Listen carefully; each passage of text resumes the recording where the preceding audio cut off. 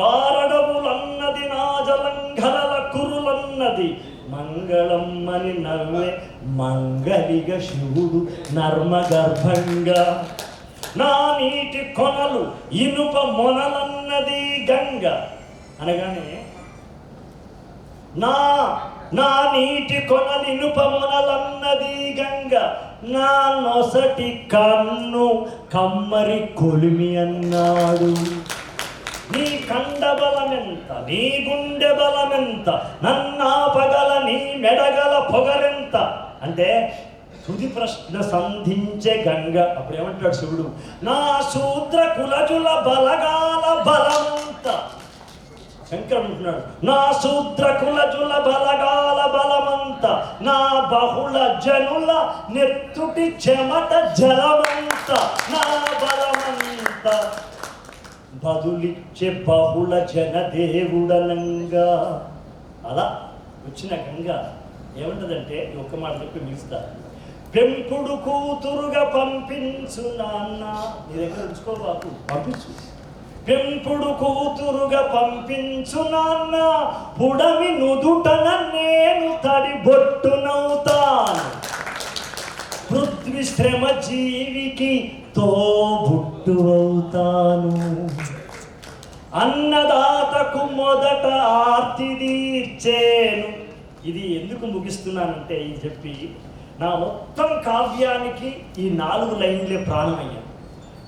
అన్నదాతకు మొదట ఆర్తి తీర్చేను, ఆపిదపనే గుడుల తీర్థమవుతాను.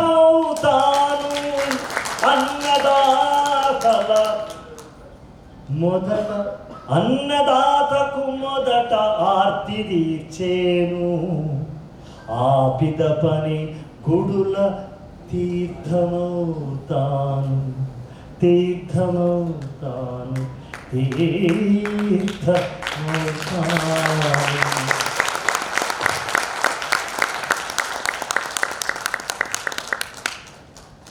ఒక మాట, తెల్లని గంగమ్మ,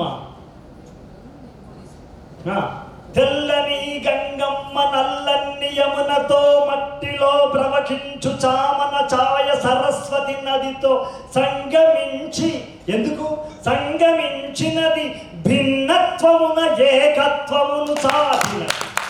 వర్ణమంటే కులము కాదురా పిచ్చోడా, వాతావరణ భౌగోళిక మేళనములతో సంక్రమించిన మేని రంగుయే. మేని రంగే వర్ణమని చాటినది గంగ.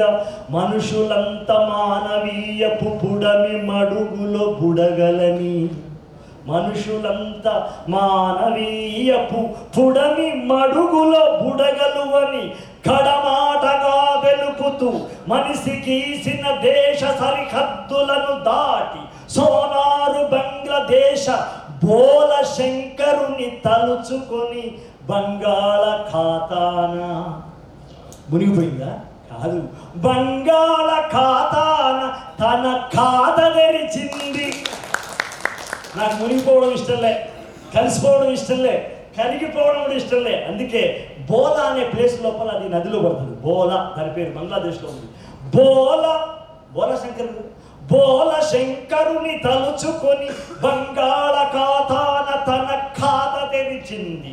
ఆవిరై మేఘమై తిరిగి భరతావనిలో వర్షమై కురవాలని ఆ చంద్ర తారార్కులున్నందాక అవిరామ జలచక్రమై తిరగాలని తమ్ముల దక్షిణ కరమ్ముల సురక్ష బంధమ్ముల మెరవాలని తాను శ్రీ భారతీ శూద్ర గంగనని ఒక శాశ్వత సత్య ప్రమాణ వాక్యము లిఖించినది. जिस देश में शूद्र रहते हैं, जिस देश में शूद्र रहते हैं, उस देश में गंगा बहती है. जिस देश में शूद्र रहते हैं, उस देश में गंगा बहती है.